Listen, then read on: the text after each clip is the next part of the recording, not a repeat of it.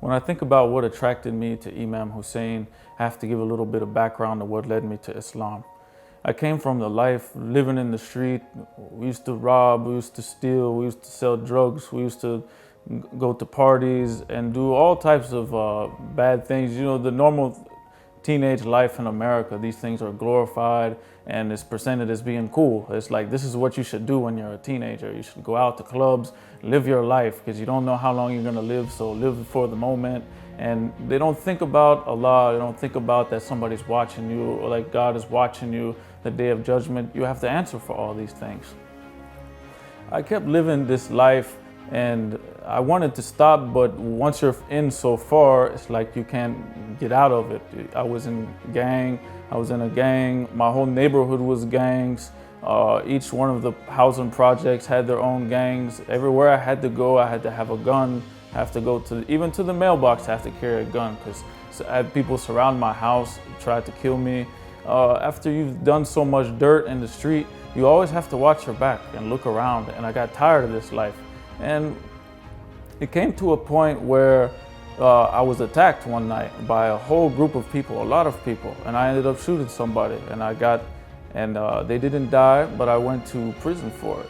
When I was 16 years old, I went to prison I got a 10-year sentence. I did 9 years in prison for this crime. It was self-defense, but I'm from South Carolina and they don't have a self-defense law. Anyway, while I was in prison, I was waiting to go to court to get my sentence. I said, well, you know what? I have a lot of time on my hands, and I felt relieved. Like most people go to prison, they'd be scared to go to prison, but I felt relief, like peace. I was like, man, I can just relax and take it easy. I don't have to worry about somebody trying to shoot me or somebody trying to rob me for what I have. I just relaxed, and I started reading the Bible because my family was Christians. And I always believed in God, but I never really studied. I didn't know that much except what you might learn in Sunday school or something like that. So I read the Bible from cover to cover. And then I saw somebody in the jail and he was praying. He was doing something, I didn't know what he was doing. Somebody said, oh, he's a Muslim. He's praying. I was like, really? He's praying? He's praying for, I want to know more about that. He was in a different unit than I was and he had a Quran, but he couldn't let me hold it, but I saw it. And I said, well, one day I'm gonna get my hand on this Quran and I'm gonna read it. So I got my sentence. I went to a different part of the state to be processed. They had a library. You could check out books from there. They had a Quran. I got the Quran. I started reading it. I looked up all the verses about Jesus, peace be upon him. And I started seeing the similarities and it was like, wow, this is really interesting and this makes sense to me. So you get to the point when you're living the life in the street, it's like you're doing it because that's what you feel you have to do to survive, or you have to protect yourself and you have to eat and you have to do things. Different people have their own different reasons, but once you start doing it, it becomes a habit. And then when I went to prison, I had time to reflect and think about what I was doing, what I want to do with my life. When you're in the street life, you don't have time to think about all these things. You're just living for the moment and trying to survive. And when I thought about it, I said, you know, this comes a point, it's like, I don't want to do this anymore. I don't want to steal. I don't want to rob anybody. I don't want to drink. I don't want to party. I don't want to do anything. I need to get my life together and focus on getting myself right. So I took this Quran and I used it and I looked at it, I studied it, and I ran across the Muslim later when I went to prison. A very good friend of mine, he was already there. He had been there for a few years, and he was the only one in my unit that was from my hometown because we were shipped out to a different part of the state. So he was a Muslim. I asked him, maybe you can teach me Islam. I started learning the prayer a little bit already. He taught me how to pray. He taught me what acting like a Muslim character should be, how to be upright. He taught me about Prophet Muhammad. You know, may Allah bless him and his family, and may Allah bless the brother who taught me this. He's still in prison and I still communicate with him. He has a life sentence. And he taught me all about Islam. And then from that point, I said, this is what I want to do. I want to be a Muslim. So when I became a Muslim, I started to pray, I started to read the Quran. I wanted to learn about our Prophet. So when I started to learn about the Prophet, I wanted to know, you see other names mentioned. You see Ali, you see Fatima, you see Hussain, Hussain. These are his family. This is the house of where the revelation came down. I wanted to know about these people. The prophet was always known as Amin and As-Sadiq, the trustworthy and the truthful. And I came from a life where everybody lied to you. Everybody was trying to get over on you. Everybody was trying to cheat you out of something. You always had to question everybody. And I saw the prophet as somebody who was truthful. And this is what I wanted to be like. I wanted to be like, I wanted to follow the footsteps of the prophet, like every Muslim wants to do. Then I saw Imam Ali, and I saw how he protected him and how he stood by him no matter what. And I said, this is loyalty. This is, he believes in the message and he stands by him no matter what. And I saw all the household of the prophet. They all had good character and they were sinless and they were perfect examples for us.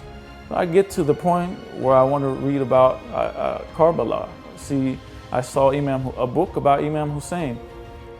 So I read Imam Hussein's story, and I saw that Yazid came to him with all types of bribes, and he wanted him to submit to him, and he did all sort of corruption, all the same things that I saw.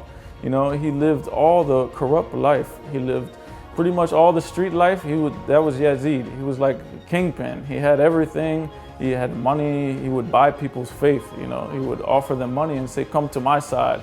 We have girls, we have drugs, we have alcohol, we have everything. We run the show, And then I was like, I didn't want that. I've already been there. I already saw what that path leads to. It's nothing. It makes you feel empty inside. And what are you doing it for? It doesn't make sense to me. And I saw Imam Hussain stood up against that. It really attracted me. I said, okay, he's a man of principle. He stands up for what he believes in, and he doesn't back down. They were saying that you have to pay allegiance to him. He's the dictator, And most people, you get put in that situation, you might crumble or you might break. But Imam Hussain was firm, and he left and he went on his way to Karbala. And when the people came and the army came and they put him in that position, something that I found really unique is most of us, if we get put in a position, we have army ready to fight us. We want to gather everybody we can. We're on the phone, we're calling our friends, we're trying to come help me, man. We need some help. And let's mount up and fight these guys. But he actually told all his companions, he said, I'm going to turn out the lights. And anybody who doesn't, I don't want you to be ashamed of leaving me, but this has to do with me. They're trying to kill me. They don't want to kill you. You can go back to your families, save yourself. I'm going to turn out the lights and you can leave. He turned out the lights. And then when he turned them back on, everybody was still there. And they said, we're going to stand by you through this no matter what. We're going to sacrifice ourselves because what you believe in, you're the grandson of our prophet, and this is our religion. And what you stand for is truth and justice. And we're gonna stand up for this. And they gave their lives defending him. And that really attracted me because I saw the loyalty and I saw the commitment and I saw the belief. And I saw it in practice with Imam Hussain and his companions.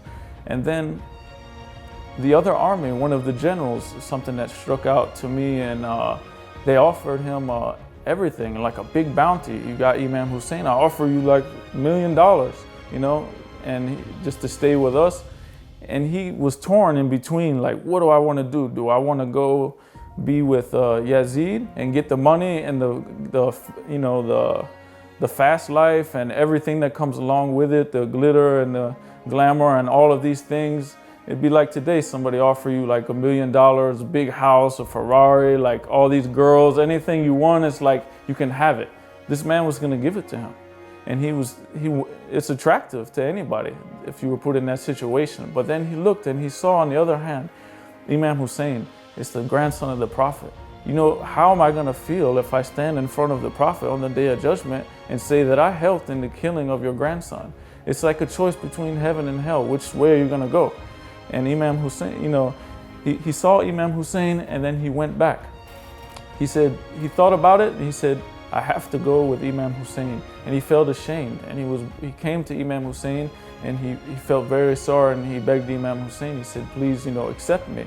And Imam Hussain didn't think twice about it. He accepted him and said, you are one of us. And his name was Hur. He was a general in Yazid's army. And he came and he fought with Imam Hussain, and he was one of the first ones to go out and give his life. And to this day, he's buried where Imam Hussain is buried in Karbala. And these are some of the things There's many things that you can think of that can attract one to Imam Hussain, but this is just something personal that I found that really attracted me when I read his story.